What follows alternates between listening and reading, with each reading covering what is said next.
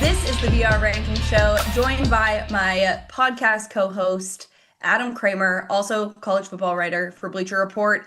And Adam, week 9 is complete. We get a college football playoff ranking in a little over a week. For a weekend that maybe wasn't slated to be super crazy, I feel like we have a lot of moving parts, whether it's injury, coaches, or just really close games. Yeah, there's a lot. And buyouts are in the air. We've had what, like 3 weeks in a row where we're Yes. wondering who is going to be fired mid-show. Yes. And so this is that time of year, right? So for some teams, they're looking into the future. LSU fans, how we feeling? I'm sorry. Actually, you said how you were feeling last night in the best Yeah. venue in college football, booing. Colorado fans, how we feeling? I'm so sorry. On the other side, Alabama staying alive. Ole Miss staying alive. Lane Kiffin Yeah. conversation sure to be had on a variety of fronts. So the good, the bad, the ugly, all this week in college football. Well, let's start with some injury news because that's not the fun part. So we like to get that out of the way. Bo Pribula hurt in the game in the third quarter versus Vanderbilt. Basically didn't break any bones, but did pop his ankle out and basically had to have it pop back in. Set to be out for a while. That didn't sound great. And how does that sort of impact Mizzou going forward? Yeah, I mean, on a variety of fronts, they had a legitimate competition at quarterback. So it's not like they don't have options there. Yeah. But it's heartbreaking. And when you look at the Mizzou season, it's kind of a microcosm of being so close, close against Bama. That game Yeah. yesterday was a variety of, goal line stands, missed field goals. It's just a shame. You know how I feel about Bo. I'm a big fan of what he can do. Yes. Tough environment. Mizzou is a better team than their record indicates, and their record is pretty good. So it says a lot. Yeah, the nature of being in the SEC. Yep. Speaking of that, Arch Manning also suffered a concussion late. Yeah. So here's the thing. That is one, Texas's schedule just keeps getting harder. This game against Mississippi State, obviously a close one. They mounted a comeback, which was huge. I mean, it was basically everybody helping to get them to that point. It wasn't one group sort of making that happen for Texas. Matthew Caldwell coming in, game-winning touchdown, huge. I don't know that we see him next week in a really big game for them. Yeah. I'll say this. I thought Arch did some really good things, right? And the Yeah. concussion didn't look great.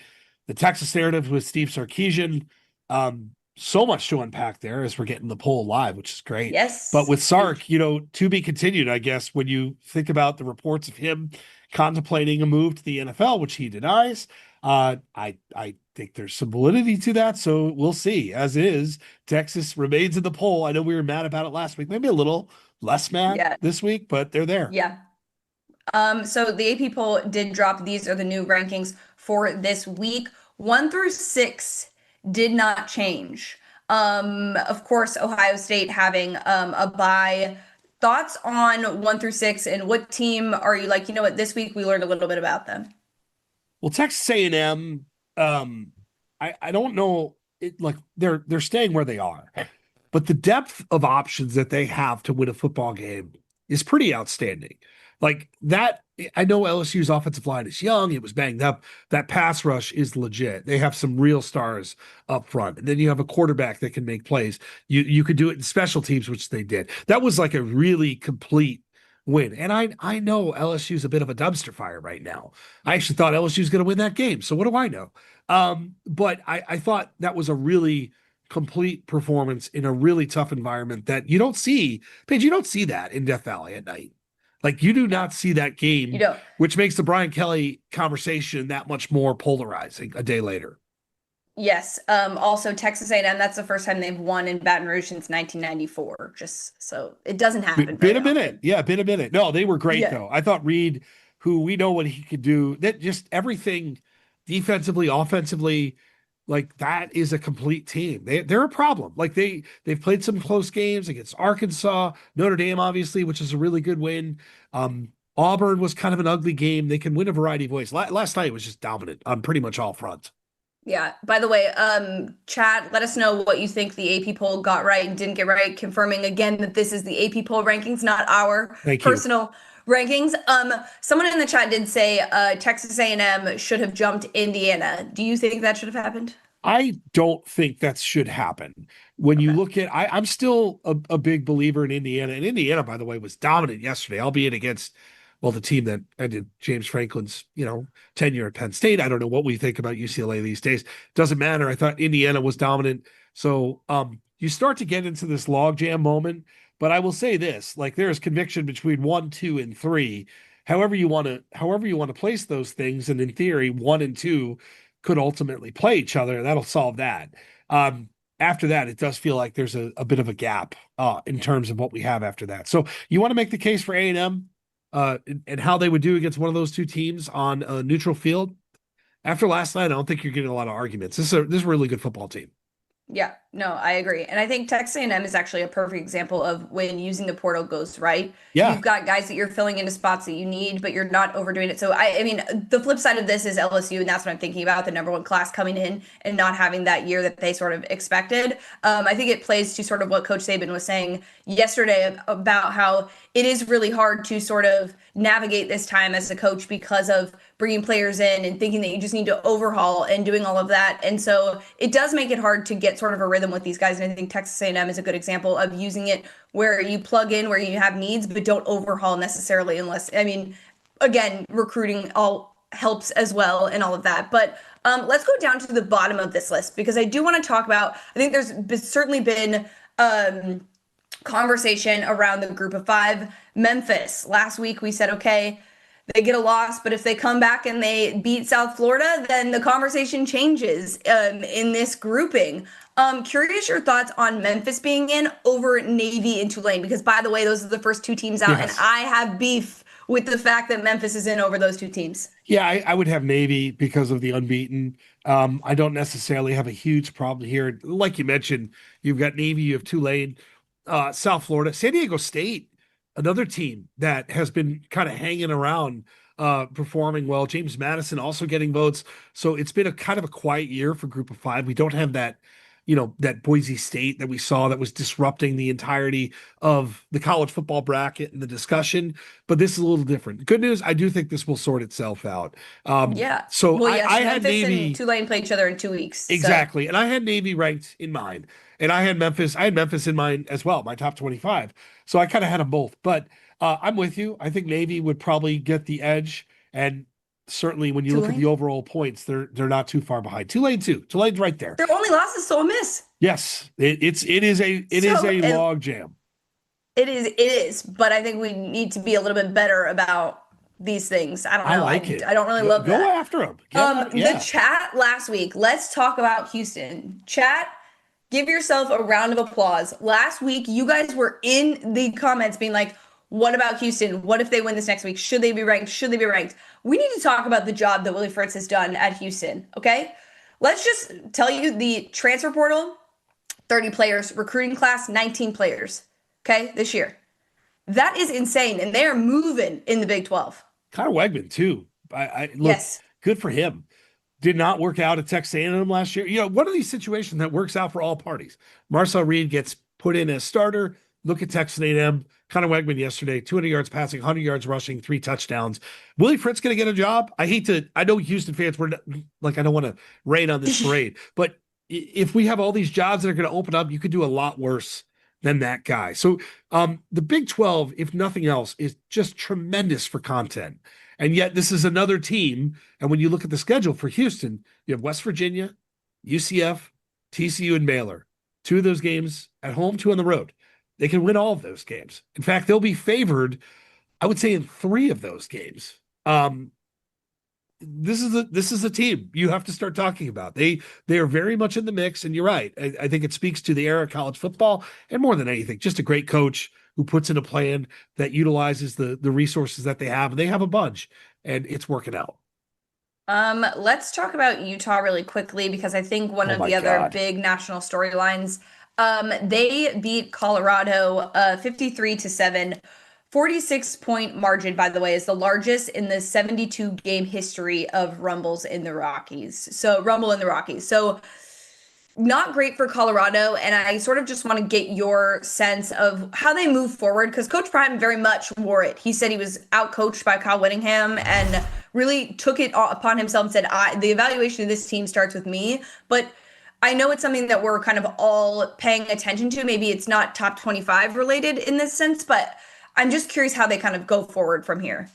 I don't, you got to do some soul searching, right? So not Yeah. only a lot to unpack in this. Utah started a freshman, not Dampier, right? So this was Yes. not even Utah in theory. He looked great, I thought. Yes. Negative, I believe negative 18 yards at half Colorado had in this game, negative 18. It was truly the most lopsided 30 minutes of football I've seen in probably the last 5 years. There are some comparisons with negative yards at half. There's like 3 games. Um, I like Dion. I think he's done an admirable job. You lose a Heisman winner, you lose your quarterback. We watched last year Shadur get hit time and time again. If you watch that game last night, Utah on the defensive line just kind of had them in a chokehold.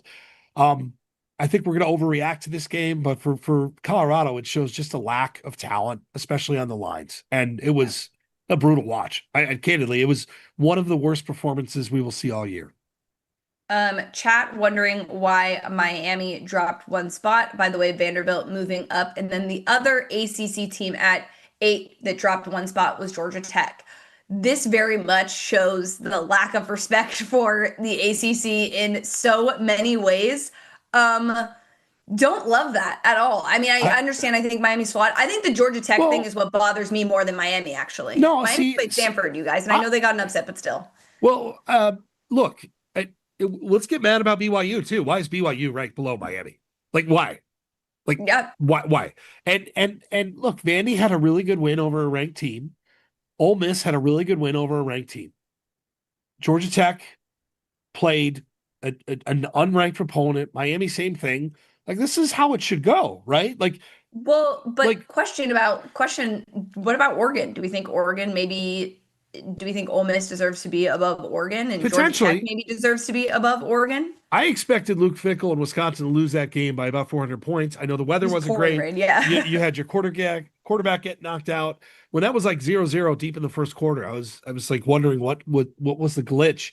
So yeah, I think Oregon's kind of up. I think Alabama looked vulnerable. We'll see what happens with Georgia coming up. They have an interesting game against Florida, and Oregon wasn't exactly great. So you do need to look at these next line of teams. And look, I agree with you. It speaks to the ACC. I think people respect Georgia Tech, um, but I think Georgia Tech and BYU are teams that we're like. Let's be honest, voters are just waiting to move down. Like they don't they respect what they do. They don't respect the brand, and that's why these teams get penalized. Because if it was a different logo on the side of the helmet, the ranking would probably be different. The BYU thing I do not get. That was a Yeah. dominant comeback win on the road in a Let's really talk about tough that. play. Like that. Look, Bear Bachmeier. I thought Iowa State was going to win that game. Iowa State was favored in that game, which felt odd to me. We keep doubting this BYU team. That's 19 of 21 games, 2 losses by less than 10 points. A freshman quarterback page that continues to look legit. This team is a Yes. real problem, and they do it in a variety of ways. Their defense is also a problem. I will say, I think BYU hurt us because we talked this week in our BR predictions about how they weren't winning their Big 12 games by a large margin. They were like squeaking by, and then this is a game you kind of can't. So they were like, hey, we heard you. We're going to let it be close for maybe the first half, and then we're going to come out and blow this wide open and Yeah. prove that we should be in there. There is also something like they really crush teams when they make mistakes. Pick Yes, sixes, the special momentum. teams, Yeah. fumble. Like they're just well coached. And again, when you've got a quarterback, and if you're a BYU fan, you got to be excited because you got a quarterback. And in theory, well, who knows? In this age, you've got him for at least a couple of years. I just love watching the way this team plays. And so, yeah, I think they should be ranked a little bit higher as well. To your point about being well coached, their culture that they have at BYU in terms of keeping coaches there and coordinators there, they have been around. And that's hard to do when you have a year like BYU had last year and not have guys be, picked for other jobs and other openings. And that's something that is really, really important to it. So just to speak to that, it is very, very big for BYU to keep that. And I talked to Kehlani Sitake during Big 12 Media Days, and he was like, "That's the most important part for us is retention on our staff because that helps build the program in a very non-stable off season when it comes to portal and all of that." Let's do some college football playoff predictions, real playoff pulse. So Kramer, we are going to give the people our projections. So these are the AP poll projections, but we are going to give a team that we guarantee is in, a team that we guarantee is out, and a sleeper team for the college football playoff. So, Adam, the floor is yours. Who do You, you got? I love this time of year because you and I transition from the AP soon to the college football playoffs. This is like the Yes. appetizer. Main course will come soon. So now we get to kind of dabble in both. So the team that I guarantee is Indiana, which is really weird to say still. But when I watch this team play with Mendoza, who is currently the Heisman favorite, there's an attitude about them that they're just relentless, and it doesn't matter who they play. Schedule they have coming up. They play at Maryland, they play at Penn State, they play Wisconsin at home, they play at Purdue. They have 3 road games left. I don't really care. Maybe there's a stumble in there. I don't see it. And then you're talking about the Big Ten championship game. I know the out of conference is not that strong. I think Indiana has just separated itself in terms of reputation, the Oregon win, and the way they continue to dominate. So while you talk about the logo mattering, Yes. I don't think it matters with them. I think people accept them as being a really good football team. A Can team, yeah, go ahead. Sorry, can I ask you a follow-up question? Sure. Something that I am curious about Indiana that you think is what about the people that are saying, hey, this feels eerily similar to last year when they were really dominant over a lot of teams, big margin of victory. They've continued to do that in the Big Ten. Maybe it's just the Big Ten in their Yeah. schedule. What would you argue is different about this team? Yeah, it's a great point. Now, look, in defense of Indiana, they played the, national champion runner-up. It was not a clean game but it was, that's what happens. You get into Mhm. that moment and all of a sudden you run into a situation. I think the quarterback play has been better. I think the defense pretty much returned everybody is more experienced. I think the weapons on offense are more developed. I mean, they returned largely the same team and yet upgraded at the quarterback position, who might be the number 1 overall pick. As a Jets Yes. fan, like this is where I'm at. Like I'm looking at Indiana to save my NFL franchise, right? So I do think they've upgraded. And I think there also is an aura of confidence about them that is going to help guide them too. Um, Speaking of confidence, a team that I'm losing confidence on quickly, a team that I don't believe is going to make it is Oklahoma. Now, in fairness to Oklahoma, this has been a gauntlet page. We've talked about it since July, right? Yeah. Like this schedule was always going to be hard. What's disappointing in Oklahoma losing yesterday at home, you had rain, which you figured actually, which would favor the Sooners, right? I thought Brent Venables' defense, which was ranked statistically number 1 or 2 and everything, fell apart. And I Yeah. think John Mateer, whether it's injury or whatever, just is not the material that we thought we were getting. They have Yeah. 2 losses, and they play at Tennessee, at Alabama, Missouri, and LSU. It, you could argue it's over now, but Yeah. you look at what's coming, and Paige, I just don't. It ain't happening. That's fair. They're I would agree with you. it ain't happening. And then the sleeper team. There's so many different directions we can go, and I'm interested to see what you have to say here. Give me Cincinnati. Started the year with a really close loss to Nebraska in a Mhm. game that they could have and probably should have won. They've responded since, and they've been perfect. And here's what they have left this week. This could be wrong, by the way, in 6 days. So let me start by saying that play at Utah this week. They'll be a small underdog. Ooh. And then they play Arizona. They play BYU, and they play at TCU. You got to get through this week. But in that conference, we're talking about all these teams. We're giving love to Houston. We gotta acknowledge the Bearcats. I think if they can Yeah. get past this week, tough place to play. As Colorado, I think they've got a shot. I will say, in terms of like a resume, when you're looking at college football playoff, those games that they have to play, there are some good staple wins in there to have them make the case to be in the college football playoff. Absolutely. I think that definitely helps a sleeper when you're evaluating these things. I don't think Houston has as tough of a resume in front of them. So definitely wide open in the Big 12. You never know. We didn't mention Texas Tech just yet, but obviously dealing with some injury, they're skating Yep. by. Hopefully, if they stay healthy, they're still forced to be reckoned with in that conference, of course. Um, we got a poll that says who could miss the playoffs? Oklahoma, Texas, Georgia, or Missouri? Texas is leading right now. And you know what, Kramer? I'm going to go in the opposite direction that you did. And I'll start with my first team out of who I do not think will make the college football playoff. And that is, in fact, Texas. Yeah. They have 2 losses already, and they have Vanderbilt, Georgia, and Texas A&M. I don't really see them getting through that gauntlet. So yeah, I'm gonna go with.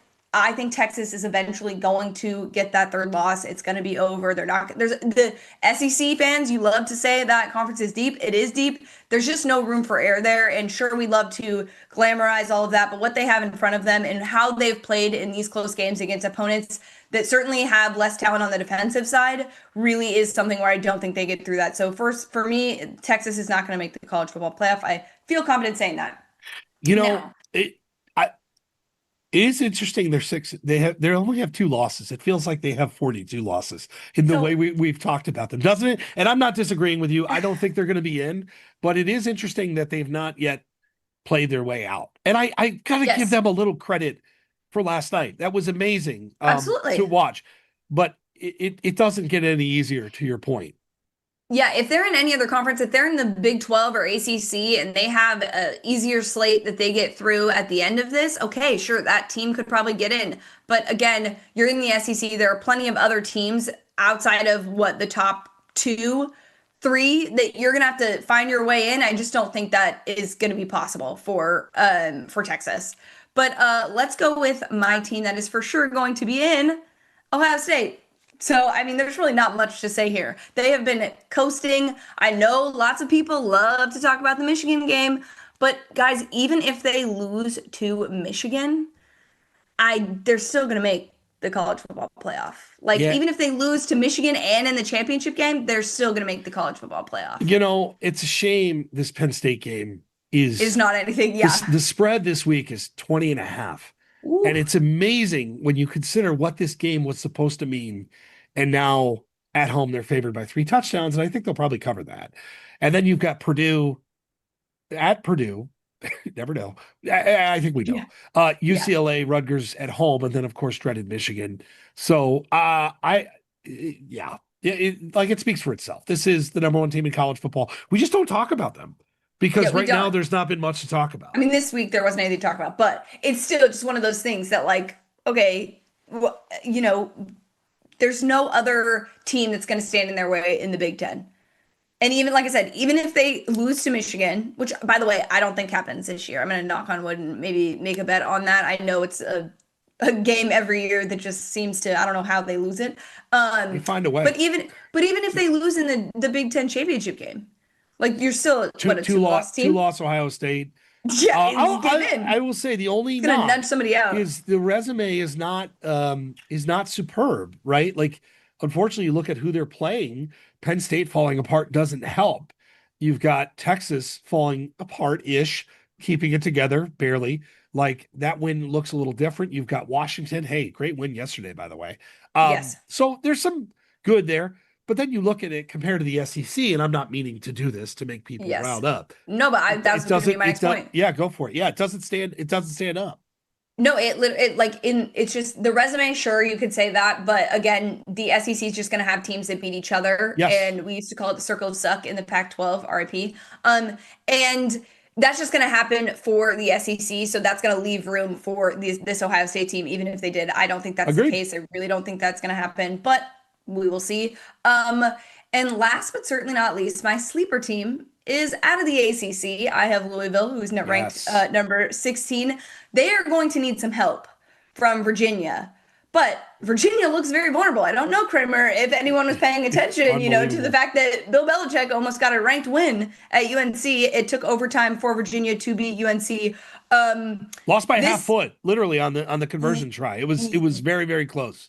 yes, very close. Virginia, I think, is really vulnerable, and they don't really have that tough of a schedule going forward, but I do think they falter. And the reason I say that Louisville needs to help from Virginia is because they lost that head to head. But other than that, what Louisville has in front of them is Virginia Tech, Cal, Clemson at home, and at SMU. So that SMU game could be tough. And then, of course, Kentucky. So I think resume wise, they could come out of it. But the thing would be don't lose and it does a two loss. They don't punish people for being in championships. Do I think this conference is the conference that gets two teams in? I don't know. Could end up pulling off an upset in the ACC again and getting an auto bid into the college football playoff. But I do think they're a team to definitely pay attention to. I'm interested to see what that line is for Virginia Tech. I'm looking for one I couldn't find because Virginia Tech had a really nice win, looks a little bit better. after beating Cal on Friday night. Um, Maybe SMU, maybe Clemson is better. I mean, there's some teeth there, but I look, they have a quarterback, they have a coach, um, and they're playing at home a decent amount, which I think is huge. But interesting one this week to see. And I mean, this is the fun part because I almost went with this too. You look at the Big 12, you look at the ACC, there are a number A of lot of sleeper teams, teams. Yeah. especially with the way the rules are in terms of win your conference. So you just got to hope for help and get in that could really start to make a case for themselves. All right, let's look at this next week and what these teams have in front of them. Let's start with Vanderbilt at Texas. We don't know the status of Arch Manning. He did not look great, by the way, coming off of that. No, that did Coming not off look good, good. yeah, yeah. So I'm curious if they end up playing him. Obviously, the backup has ice in his veins and through the game-winning touchdown. But curious your thoughts on Vanderbilt at Texas. Is this the week that, we see Texas maybe emerge, or is this when Vanderbilt's like, look, we're here? I think this is going to be a week. This is a game of narratives. You have Diego on one side, who I didn't think played a great game. You've got Texas on the other, who did some really good things, albeit, this is a mortal version of Texas. Let's just recalibrate our expectations for Texas. Yeah, Texas is favored in this game, which makes sense at home at home, to a yeah. degree, right? The total in this game is 45 and a half early on.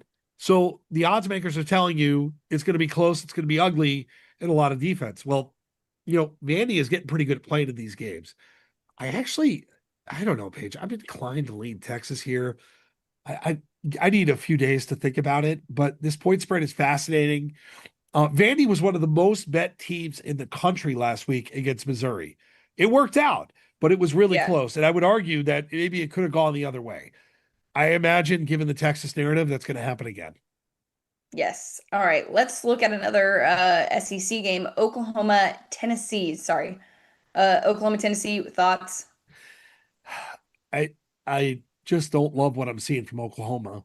And while Tennessee is not a perfect football team, they have an offense that can push in a way Ole Miss can, right? Tennessee's a 4-point favorite here. John Mateer doesn't look right. This is kind of deflating loss. I don't like the optics of this. I have an early lead for Tennessee. How about you? Absolutely. I think Tennessee is going to win this. I think Oklahoma, we've seen the struggle and they've really battled. And of course, maybe their defense can have a big game, but I think Tennessee is going to get this one, especially at home. Yeah, it's a shame. Like the defense was the thing for Oklahoma that you really thought you could count on. And it just fell apart yesterday. And the offense just is simply not good enough to carry this team right now. A game that I am very curious about, that is not on our list, sorry, but just saw is Miami and SMU. Hmm. It Okay. it's at SMU. Yeah. Miami is a double-digit favorite, 10 and a half point favorite early on, but Miami can Miami this thing. It can Cristobal this thing. Let's be real. Yeah. SMU's kind of had a weird year, regressed a little bit. I do think Miami's going to win this game. I think they're better. I think they're up front. They're bigger. Yeah. I just Miami has slipped up in spots like this. I just don't think this is going to be the one. Yeah, regrouped this last week after a tough loss. Run game got going, Yeah, huge for them. Not putting all the pressure, on Carson Beck in those situations and kind of getting better week to week. Definitely something. I think Miami's capable, but like you said, they can't help themselves sometimes. correct. Let's talk about Georgia and Florida. This is at Florida. Of course, we know Florida fires Billy Napier. I think Georgia gets a win here. I don't think it'll be that close, but I'm curious if you think that there's some sort of like rallying potential here. Well, it's interesting. I don't have the numbers, but this year, interim coaches in their first game have fared Because there's a million of them. extraordinarily well. Yeah, it's we're getting more data every week. So Florida is a 7.5 point dog. This I think this could be close. I think this could be tight. I do think Georgia's probably going to win, but I think Florida has a chance to keep it within the number. Uh, Again, who knows emotionally where they're going to be. Yeah. It's a huge change. So far, we've seen teams really step up. And this Georgia team, oddly, despite all the chaos, has navigated this season extraordinarily well. Massive comeback, of course, against Ole Miss, but has not been perfect at all. So no, it wouldn't shock me if Florida made this one tight. Yeah, I think obviously Florida's defense has been a really big bright spot for them, but I do think I'm going to go ahead and give Gunnar Stockton and that offense a little bit of credit for how they've improved and how they've looked. So I'm going to lean Georgia there, but let's talk Cincinnati at Utah. You obviously picked them as your sleeper team. At Utah is a really tough place to play, but I mean, I don't know. I'm going to go Utah on this one, but I'm curious your thoughts. Yeah, I think Cincinnati's got a chance. Now, the interesting numbers here, Utah six and a half point favorite early on. But what I'd like to see for Cincy is the total in this one at 56 and a half. So what they're saying is like there's going to be points. We'll see what happens with Utah's quarterback. We know Cincy's got a QB. Um, Yes. really tough place to play. But after Texas Tech went in there earlier this year and dominated, there's an era of vulnerability that we didn't have. Now, I'm not comparing Cincinnati to Texas Tech. I don't know if they have the personnel, especially up front, to match up. But I don't think Utah is as good as it showed against Colorado. I think that was more of a Colorado issue than it was Utah. Utah's very Yeah. good, really good home field, but I think this is competitive. And actually, of all the things, I think this is going to be a shootout. I think both of the teams here are going to score in the 30s. Wow. Okay, It's so going to be a take the fun game. over. Yes. And then we have USC at Nebraska. What? By the way, for those wondering, we talked a little bit about this last week. Lincoln Riley's buyout is like $80 million. So even if he loses this game, I'm not seeing a buyout happening for. I mean, No. I should not say that that Yeah. is something we haven't seen before, where they paid definitely over $80 million to have a coach not coach a football team. Working out well for Texas A&M, but I will True. say I just don't see this being the year that they do that. But also, do you think that Nebraska has a shot here? I watched a lot of that Nebraska Northwestern game, and it was not great. USC is almost a touchdown favorite on the road. By the way, the fact that this is a conference game, I'm sorry, it still feels weird to me. I know that we should be used to realignment and everything. It's still weird. I Yeah. don't know if it's weird for you. No, I like USC in this spot. I think there's just too much firepower. I don't think Nebraska has the firepower to keep up. USC, look, it's not perfect for Lincoln Riley, but the quarterback play, the offensive has been better. The defense has been, I think, decent compared to where we were a few years ago. Yeah. Any other games, Kramer, that catch your eye? You know, I it's not. I'm trying to think of the nicest way to say this. It's not like the best possible week. I still want to see though what happens. I can't help myself. Penn State, Ohio State, I've Texas is too circled high. for like 8 months. And so I do want to see what is Ohio State like. Are they going to, is this where it's just full throttle? We're going to win by 40. Does Ohio State feel like it has to send a message? Arizona State, Iowa State, to me is intriguing. Maybe not necessarily for the playoff, but two teams that really desperately need some good to happen after tough weeks. I think that's another one that I'm really really intrigued by. Texas Tech, Kansas State, tough place to play. Really good win. Is this a spot where Texas Tech is vulnerable, right? Like, and then Virginia, Cal. I'd like what are we going to see here? So there's a lot of we say these weeks aren't robust in terms of who's playing Yeah. who, and these are the weeks that produce chaos. I expect we'll get some of that next week. Yeah. By the way, the chat, what team did AP poll voters get wrong? Texas is too high. I mean, to be fair, they moved up and they almost lost to Mississippi State. Mounted an insane comeback, but again, I would agree there. You obviously probably on the BYU too low train. I'm gonna keep saying it, and I picked against BYU. I think they're too low. I think they should be above Miami. I think you could make an argument they could be above Georgia Tech. Quite honestly, if those two teams were playing on a neutral, and I know you love Georgia Tech, so this ain't personal. It's I just business. do. And Georgia Tech, by the way, kudos to them. They just keep doing this thing, and They yeah, your They quarterback's were they playing were his way into the almost Heisman discussion. yeah, Come hi. on. Thank you. And by the way, if you don't know this, you guys, Adam and I on our podcast made a bet that if Haynes King I think makes it just to New York. I don't even think Yes. he makes it to New York for the Heisman.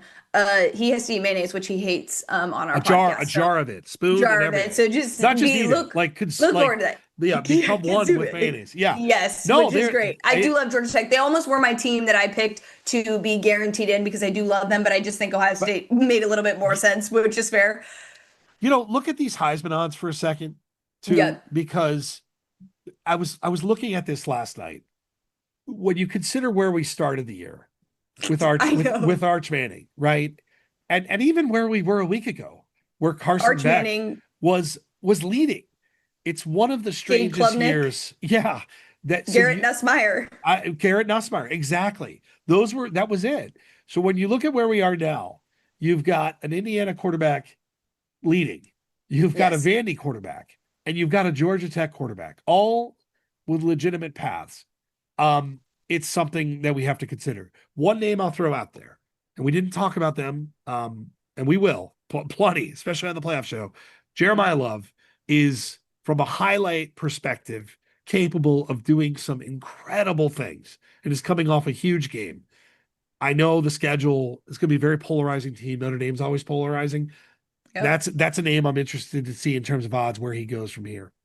Yeah, and in terms of playoff picture and where they start in the rankings is going to be interesting because of who their losses are too. But that is all we have for you guys this week. Exciting week. In a week from Tuesday, we're going to get college football playoff rankings. So a big week for teams to sort of prove themselves. But we appreciate you hanging out with us. For Paige and Adam, we will talk to you guys next week.